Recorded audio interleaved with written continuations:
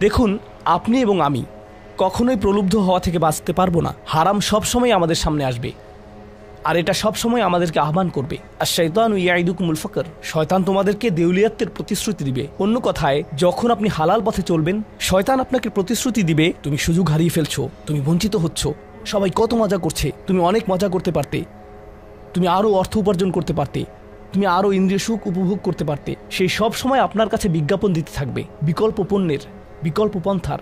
নিজের কামনাকে চরিতার্থ করার কিছু যায় আসে না যে কতটুকু কোরআন মুখস্থ করেছেন, কিছুই যায় আসে না যে কি পরিমাণ তাহাজ্জুদ আপনি পড়েছেন। এগুলো কোনোটাতেই আসে যায় না। শয়তান থামবে না। দিন শেষে আপনি তো একজন মানুষই। দিন শেষে কামনা বাসনাগুলো আপনার মাঝে থাকবে, আর শয়তান থামবে না, সে আপনার পেছনে লেগেই থাকবে। শয়তানের একটা কৌশল আল্লাহ বর্ণনা করেছেন। তার মনস্তাত্ত্বিক কৌশলটি হলো যায়্যানা লাহুমুশ শাইতানু আমালাহুম। শয়তান তাদের কাজগুলোকে তাদের কাছে আকর্ষণীয় করে দেয়। শয়তান আপনার কাছে আসবে, আপনাকে প্রলুব্ধ করবে। তখন আপনি বলবেন, হ্যাঁ এটা খারাপ, কিন্তু আমি তো অনেক ভালো কাজও করি। হ্যাঁ আমি এলোমেলো কাজ করছি, কিন্তু আমি তো নামাজও পড়ছি। আর আমি তো কাফেরও না, তো সমস্যার কিছু নেই। আর এইবার করেই আমি থেমে যাব। এমন না যে আমি এটা করতেই থাকবো, শুধু একবারই করব। এভাবে নিজেকে সব ধরনের যুক্তি দিতে থাকেন, নিজে নিজে এটাকে বৈধতা দিতে থাকেন। আপনার চিন্তায় এটা এখন আর অতটা খারাপ না। আর তারপর যখন এমন মানুষ চারপাশে থাকেন যাদেরকে বলেন যে এটা তো খারাপ, আর তারপর যখন এমন মানুষের চারপাশে থাকেন যাদেরকে বলেন যে এটা তো খারাপ, তারাও আপনাকে বলে, না ভাই কাম অন, এটা অতটা খারাপ না, থামো তো, এরকম কথা বলো না, না আল্লাহ ওইরকম না, আল্লাহ তোমাকে শাস্তি দিবেন না, কেন এরকম হতাশাজনক কথা বলছো, তুমি অতিরিক্ত চিন্তা করো। আপনি তা শুনেন, আর এটা আপনাকে প্রভাবিত করতে শুরু করে।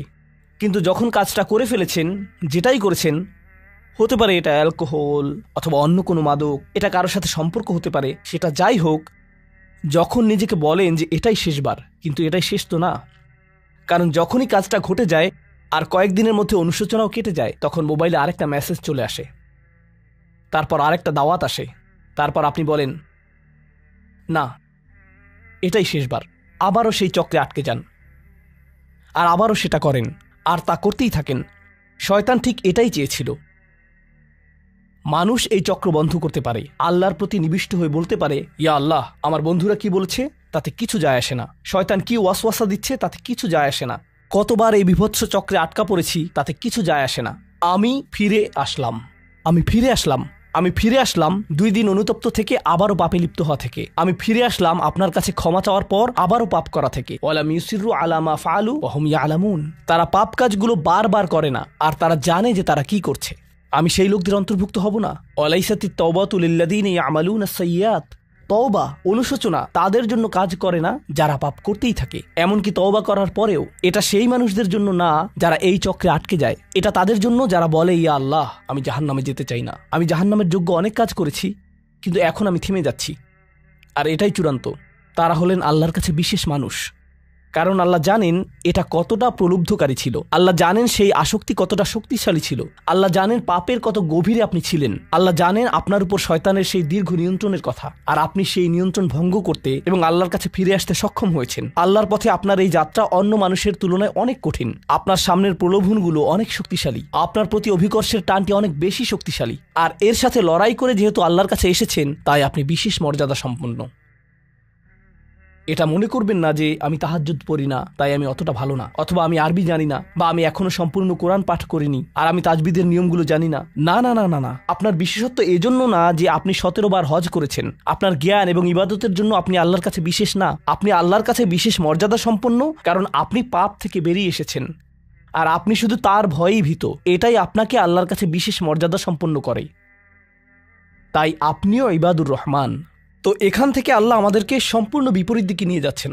এই প্রত্যেক শ্রেণী সম্পর্কে চিন্তা করুন, কিভাবে এগুলো আপনার সাথে প্রাসঙ্গিক, কিভাবে আপনি আল্লাহর কাছে বিশেষ মর্যাদা সম্পন্ন হতে চান, কিভাবে আপনি আল্লাহর নৈকট্য পেতে চান, কিভাবে আমি আল্লাহর নৈকট্য পেতে চাই।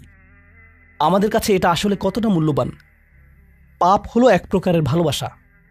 আমরা এর মোহে পড়ে যাই, আমরা এতে আসক্ত হয়ে যাই। আর এই অনুচ্ছেদটি আসলে ভালোবাসার একটা প্রতিযোগিতা। কারণ আপনি ইন্দ্রিয় সুখ ভালোবাসেন, আপনি এই পাপগুলোকে ভালোবাসেন, আর আপনি তা ছাড়তে চান না, কারণ এতে আপনার সুখানুভূতি নষ্ট হবে। আর অন্যদিকে আল্লাহ বলছেন, আমি আমার নিজের দ্বারা সেই সুখকে প্রতিস্থাপন করে দিব, আমি এটাকে আমার নৈকট্য দ্বারা প্রতিস্থাপন করে দিব। আল্লাহ এই সুযোগ দিয়েছেন। আপনার নিজেকে এই সমীকরণের আলোকে সিদ্ধান্ত নিতে হবে। আপনি এই পরিস্থিতিতে পড়বেন, অন্য কেউ জানবে না, কেউ জানবে না যে আপনার মাথায় কি সংগ্রাম চলছে, কেউ জানবে না, শুধু আল্লাহ জানবেন। আর প্রসঙ্গক্রমে উদাহরণস্বরূপ আপনাদের কেউ কেউ যখন হারাম সম্পর্কে জড়ান, নিশ্চিত বলছি না, আপনাদেরকে অভিযুক্ত করছি না, কোনো মানুষ, আপনারা না, কোনো মানুষ যাদেরকে আপনারা চিনেন, তারা হয়তো অনৈতিক সম্পর্কে জড়িত, আর আপনি তা থেকে বের হতে চাচ্ছেন। তো আপনি এই আলোচনা শুনে তাকে মেসেজ দিলেন, আমি আর এটা করতে পারবো না। সে উত্তর দিল, তুমি কি আমাকে ভালোবাসো না? তুমি এখন আমাকে ঘৃণা করো? তুমি কি মনে করো যে আমি তোমার জাহান্নামে যাবার কারণ? আমি কি এতটাই খারাপ? এখন আপনি বলছেন, না তুমি অতটা খারাপ না, না আমি তোমাকে ভালোবাসি, তুমি মোটেই খারাপ না, তুমি অনেক ভালো। ঠিক আছে, যদি আমার সাথে সম্পর্ক সমাপ্ত করতে চাও, আজকে রাতে আমার সাথে দেখা করো, আর আমার মুখের সামনে এটা শেষ করো। না, এটা আমি করতে পারবো না। ঠিক আছে, তুমি আমাকে ঘৃণাই করো, আচ্ছা ঠিক আছে, আমি আসছি। এটা আবার শুরু হয়ে গেল, আর এরপর আপনি আবারও তওবা করতে চান। দেখতে পাচ্ছেন, এটা শুধুমাত্র আপনি না, আপনি হয়তো আবেগগতভাবে কোনো কিছুতে জড়িয়ে যেতে পারেন, আর এখন আপনি আবেগগতভাবে ব্ল্যাকমেইলের শিকার হচ্ছেন। এর দ্বারা আপনি খারাপ বোধ করবেন। আপনাকে এর বিরুদ্ধে যুদ্ধ করতে হবে, আপনাকে এটা অবদমন করতে হবে, আর আপনাকে উপলব্ধি করতে হবে যে আপনি হয়তো কাউকে হতাশ করছেন, কিন্তু আল্লাহকে সন্তুষ্ট করছেন। আর আপনি এটা শুধু নিজের জন্যই করছেন না, বরং এটা ওই মেয়ের জন্যও করছেন, বা ওই ছেলের জন্যও করছেন যে আপনার মেসেজের জবাব দিচ্ছে। সে আল্লাহর সামনে দাঁড়াবে, এটাও আপনি চান না। আপনি যদি তাকে আসলেই ভালোবাসেন, শুধুমাত্র যদি তাকে কামনা না করেন, বরং তাকে ভালোবাসেন, তাহলে আপনি তাকেও রক্ষা করতে চাইবেন। তো এখন আমরা খুবই অপ্রত্যাশিত স্থানে চলে যাচ্ছি। আল্লাহর কাছে আরও কে বিশেষ মর্যাদা সম্পন্ন? আল্লাযীনা ইযা আনফাকু লাম ইউসরিফু ওয়া লাম ইয়াকতুরু ওয়া কানা বাইনা যালিকা কওয়ামা। এই মানুষেরা যখন তারা অর্থ ব্যয় করে, তারা সকল অর্থ উড়িয়ে দেন না, তারা অতিরিক্ত খরচ করেন না, আর তারা কৃপণও নয়। তারা অনেক বেশি খরচ করেন না, আর তারা অনেক কমও খরচ করেন না। তাদের বাজেট ভারসাম্যপূর্ণ। বাজেটের সাথে আল্লাহর নৈকট্যের সম্পর্ক কি? সম্পর্ক রয়েছে, কারণ আল্লাযীনা ফি আমওয়ালিহিম হাক্কুন মালুম, তাদের অর্থে অন্যদের অধিকার রয়েছে যা সুবিদিত। আপনার পিতামাতার অর্থনৈতিক সহায়তা প্রয়োজন, আপনার সন্তান, আপনার ভাই বোন, আপনার স্ত্রীর প্রয়োজন, এমন অনেক ক্ষেত্র রয়েছে যার জন্য আপনার অর্থ প্রয়োজন। কিন্তু যখন আপনি প্রয়োজনহীন জিনিসে আসক্ত হয়ে পড়েন, আর আপনার অর্থ যখন ব্যয় হয় সিনেমার পর সিনেমা, সিনেমার পর সিনেমায়, সাবস্ক্রিপশনের পর সাবস্ক্রিপশনে, গেমের পর গেম, এরপর গেমে, গাড়ির জন্য নতুন যন্ত্রাংশ কেনার পেছনে, যেই চাকা দেখতে উল্টো দিকে ঘূর্ণায়মান, তার প্রয়োজন আপনার নেই। সেগুলো আপনি দেখবেন না যখন আপনি গাড়ি চালাবেন, সেটা অন্য কেউ দেখবে। এগুলো ঘুরবে অন্য কারো জন্য, আপনার জন্য না। যন্ত্রাংশ অথবা ডিভাইস। আপনি নতুন আইফোন ছাড়াও বেঁচে থাকবেন, এতে কোনো ক্ষতি হবে না। স্যামসাং যদিও কিছুটা বিপজ্জনক, তারপরও অনেক বোনেরা পার্স অথবা ব্যাগের জন্য এমনটা করেন। ও আল্লাহ, এই ব্যাগগুলোর কোনোটার দাম কয়েক লাখ টাকা। বলছি না যে আপনি এগুলোর কোনোটাই কিনতে পারবেন না, কিন্তু আল্লাহ বলছেন ঠিক আছে খরচ করো, কিন্তু অতিরিক্ত খরচ করো না। আপনাদের কারো কারো জন্য আবার সবচেয়ে খুশির বিষয় হলো টাকা ধরে রাখা। আপনি স্ত্রীকে সাথে নিয়ে সুপার শপে গিয়েছেন, তিনি এক প্যাকেট দুধ নিলেন। আমাদেরকে এত বেশি দুধ প্রয়োজন, ছোট প্যাকেট নিতে পারো না? ডিসকাউন্টের জন্য অপেক্ষা করতে পারো না? এটা দুধ, এটা ডিম, এগুলো নিয়ে কৃপণতা না করলে হয় না? এমন মানুষ রয়েছে যারা প্রাপ্য মানুষদের টাকা ধরে রাখে। আপনার সন্তানদের অর্থ প্রয়োজন, তাদের চলার জন্য কিছুটা পকেট খরচ প্রয়োজন, আপনার স্ত্রীর কিছুটা অর্থ প্রয়োজন। যদি তিনি গৃহ ব্যবস্থাপনার দায়িত্বে থাকেন আর তিনি নিজে উপার্জন না করেন, আর তিনি আপনার কাছে বলেন আমি কি 500 টাকা পেতে পারি? কিসের জন্য তোমার টাকা প্রয়োজন? আমাকে সম্পূর্ণ প্রতিবেদন প্রদান করবে, সকল রিসিট দেখাবে। দাঁড়ান, 1 মিনিট থামুন। এটা লাম ইয়াকতুরু, এটা আপনার জন্য চ্যালেঞ্জ হতে পারে। আপনি যদি আল্লাহর নৈকট্য লাভ করতে চান, আপনার পরিবারের খাবারের প্রসঙ্গ আসলে তাদেরকে জঞ্জালের মতো বিবেচনা করবেন না। আপনার জন্য সর্বোত্তম খরচের খাত হলো আপনার পরিবার। নিজের পরিবারের সাথে এরকম খারাপ আচরণ করবেন না, কিন্তু অতিরিক্ত খরচও করবেন না।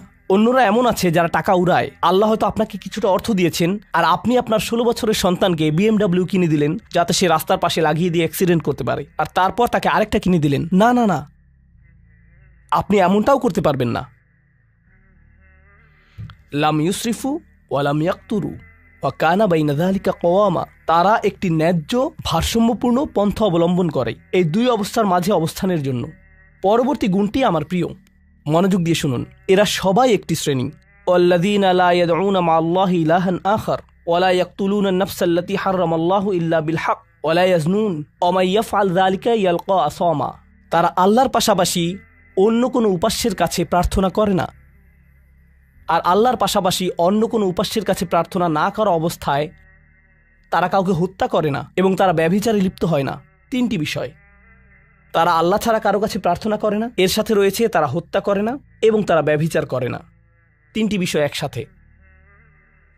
একসাথে। এটা তো অসাধারণ কোনো অর্জন নয়। কেউ বলতে পারে যে হ্যাঁ, আমি তো তালিকায় এসে পড়েছি, আমি কাউকে হত্যা করিনি। কিন্তু জানেন কেন এটা বৈশিষ্ট্যসূচক? কারণ এই বিষয়গুলো খুবই প্রাথমিক স্তরের, তাই না? অন্য অনেক কবিরা গুনাহ রয়েছে, কিন্তু আল্লাহ বলছেন যে তোমরা আল্লাহর কাছে বিশেষ মর্যাদার অধিকারী হতে পারবে যদি তোমরা শুধু এটুকু করো। কেন এটা বিশেষ মর্যাদাপূর্ণ? মক্কার মানুষদের কথা চিন্তা করুন, সেই সমাজের কথা চিন্তা করুন যার মাঝে কোরআন এসেছিল। সেই মানুষগুলো হাজার বছর ধরে শিরকে লিপ্ত ছিল। হত্যা তাদের কাছে সাধারণ বিষয়ে পরিণত হয়েছিল, জিনা কোনো বিষয়ই ছিল না। আর এগুলো বড় বিষয় ছিল না তাদের পূর্বপুরুষ অথবা তাদের পূর্বপুরুষ অথবা তাদের পূর্বপুরুষের কাছে। এগুলো ছিল জীবনেরই অংশ। জীবন ছিল গ্যাংস্টারের মতো। আর যখন তারা এই সকল কিছু ছেড়ে আল্লাহর কাছে আসলো, তাদের পরিবারকে বলেছিল যে ও তুমি তো এখন মুসলিম, কংগ্রাচুলেশনস। তাদেরকে সকল ধরনের বিভৎস অভিজ্ঞতার সম্মুখীন হতে হয়েছিল, তাদের প্রিয় মানুষদের কাছ থেকে, তাদের সমাজ থেকে, তাদের বন্ধুবান্ধবদের কাছ থেকে, কারণ তারা সেই অপরাধগুলো ত্যাগ করেছিলেন, তাই না? কিছু মানুষের জন্য শুধুমাত্র ঈমান গ্রহণ করা, শুধুমাত্র অপরাধী জীবন থেকে বেরিয়ে আসা, শুধুমাত্র জিনা থেকে বেরিয়ে আসা ছিল এতটাই বড়। আপনারা যারা সম্মানিত পরিবারে বেড়ে উঠেছেন, পরিশুদ্ধ পরিবেশের মাঝে ছিলেন, আপনার জন্য সেই ধরনের বিপত্তিতে না পড়াটা সহজ অথবা সহজতর। এখনকার সময়ে যে কোনো কিছুই সহজ, কিন্তু আপনাদের যারা অমুসলিম অবস্থা থেকে এসেছেন, আপনি চারপাশে অপরাধ সংঘটিত হতে দেখেছেন, আপনি চারপাশে মাদকের আসর দেখেছেন, আপনি চারপাশে নারী লিপ্সা দেখেছেন, প্রত্যেক সাপ্তাহিক ছুটির দিনই ক্লাবে যেতেন, আর তারপর আপনি আল্লাহর পথে আসলেন, আপনি ঈমান গ্রহণ করলেন। সেই জীবন থেকে আপনার এই যাত্রাটি ছিল বিশাল এক যাত্রা, আর আল্লাহ এটা স্বীকার করেছেন এবং বলেছেন যে এটা বেশ বড় ব্যাপার যে কিছু মানুষ এমনটা করেছে। শুধু এই বিবেচনায় তারা বিশেষ মর্যাদাময়, তারা অন্য কিছু জানে না, তাদের ব্যাপক কোনো জ্ঞান নেই, কিন্তু মূল বিষয় হলো তারা আল্লাহর সন্তুষ্টির জন্য হিজরত করেছেন, তারা সেই বড় পাপগুলো থেকে আল্লাহর অভিমুখে যাত্রা করেছেন। এটা অবিশ্বাস্য। কিন্তু এই আয়াতগুলোতে আল্লাহর করুণা এখনও সমাপ্ত হয়নি। প্রথমত সেই তিনটি বিষয় যা আমি উল্লেখ করেছি, শিরক বা আল্লাহ সম্পর্কে অশ্রদ্ধা প্রদর্শন করা, হত্যা এবং ব্যভিচার, এগুলো অনেক বড় পাপ। তো আল্লাহ কি বলছেন? ইউদাআফ লাহুল আযাবু ইয়াউমাল কিয়ামা ওয়া ইয়াখলুদ ফীহি মুহানা। এমন মানুষের জন্য শাস্তি দ্বিগুণ করা হবে আর তারা সেখানে থাকবে অপমানিত অবস্থায়। এই পাপগুলো আল্লাহর কাছে ছোট বিষয় না, বিশেষত তিনটা পাপ একসাথে। কিন্তু প্রসঙ্গক্রমে সবচেয়ে খারাপ অপরাধ শিরক। সবচেয়ে খারাপ অপরাধের মধ্যে দ্বিতীয়টি হলো যখন আপনি একজন ব্যক্তিকে হত্যা করেন। এটা কাকে হত্যা করার সমতুল্য? গোটা মানবজাতিকে। এটা হলো দ্বিতীয় বৃহত্তম অপরাধ। আর তারপর তৃতীয় বৃহত্তম অপরাধ কোনটি? জিনা। এই তিনটি একসাথে এসেছে একটি আয়াতে। সেজন্য আল্লাহ বলছেন যে এই ব্যক্তিটি বিশেষ ধরনের শাস্তি পাবে, আর সে এই শাস্তিতে রয়ে যাবে অপমানিত অবস্থায়। কিন্তু এমনকি খারাপের ভিতর সবচেয়ে খারাপ, এরপর সবচেয়ে খারাপ ব্যক্তিটি, এই ব্যক্তিটি এজন্য সবচেয়ে খারাপ না যে সে একটি জিনিস করছে, বরং সে সবচেয়ে খারাপ কারণ সে তিনটি জিনিসই করেছে। এটা জাহান্নামের হ্যাট্রিক অর্জনের মতো। আর সম্পর্কে আল্লাহ কি বলছেন? তিনি বলছেন ইল্লা মান তাবা ওয়া আমানা ওয়া আমিলা আমালান সলিহা। অর্থাৎ যে অনুতপ্ত হয়েছে, ঈমানের পথে ফিরে এসেছে এবং তখন থেকে ভালো কাজ শুরু করেছে, তার জন্য নিয়মের ব্যতিক্রম হবে। এটা উপলব্ধি করাটা গুরুত্বপূর্ণ। আল্লাহ বর্ণনা করছেন নিকৃষ্টের মধ্যে নিকৃষ্ট, আর চেয়েও নিকৃষ্ট। আর তারপর বলেছেন এমনকি সেই ব্যক্তির ক্ষেত্রেও যদি সে আমার কাছে ফিরে আসে, আমি তাকে শাস্তিতে নিক্ষেপ করব না। কিন্তু এতটুকু যথেষ্ট না। আমরা কথা বলছি ইবাদ আর রহমানের ব্যাপারে, যিনি অবিশ্বাস্য রকমের করুণাময় সত্তা। তো তিনি তাদেরকে শুধুমাত্র জাহান্নাম থেকে রক্ষা করেই ক্ষান্ত হবেন না, তিনি আরও কি করবেন? ফাউলাইকা ইউবাদদিলুল্লাহু সাইয়্যাতিহিম হাসানাত। সেই মানুষগুলোর মহাপাপগুলোকে প্রতিস্থাপিত করবেন। আর আমি আপনাদেরকে মনে করিয়ে দিচ্ছি সেই পাপগুলো কি? শিরক। ইন্নাশ শিরকা লাযুলমুন আযীম। হত্যা, কাআন্নামা কাতালান নাসা জামিআ, সে যেন গোটা মানবজাতিকে হত্যা করলো। এবং জিনা, ব্যভিচার, সবচেয়ে সবচেয়ে বড় পাপ এগুলো। আল্লাহ বলছেন যে পাহাড় সমান তাদের এই সমগ্র পাপ কাজগুলোকে আমি প্রতিস্থাপন করে দিব ভালো কাজ দিয়ে। কিন্তু তারা এখনো কোনো ভালো কাজ করেনি, তারা এখনো নামাজ পড়েনি, তারা এখনো ইবাদত করেনি, তারা এখনো হজ করেনি, তারা এখনো দান করেনি। তারা মূলত যা করেছে তা হলো অনুতপ্ত হয়েছে। আর এখন থেকে তারা ভালো কাজ করবে, আল্লাহর জন্য এতটুকুই যথেষ্ট। তাদের পাহাড় সম পাপগুলো নিবেন, যা তাদেরকে চিরকাল জাহান্নামে নিক্ষেপ করতে অপমানিত অবস্থায়, আর তিনি এই পাহাড় সম পাপগুলোকে নিয়ে পাহাড় সম ভালো কাজে পরিবর্তিত করে দিবেন। এটাই আল্লাহ করবেন তাওবাকারীদের জন্য। আপনিও বিশেষ মর্যাদার অধিকারী হবেন। শুধু তাওবা করুন।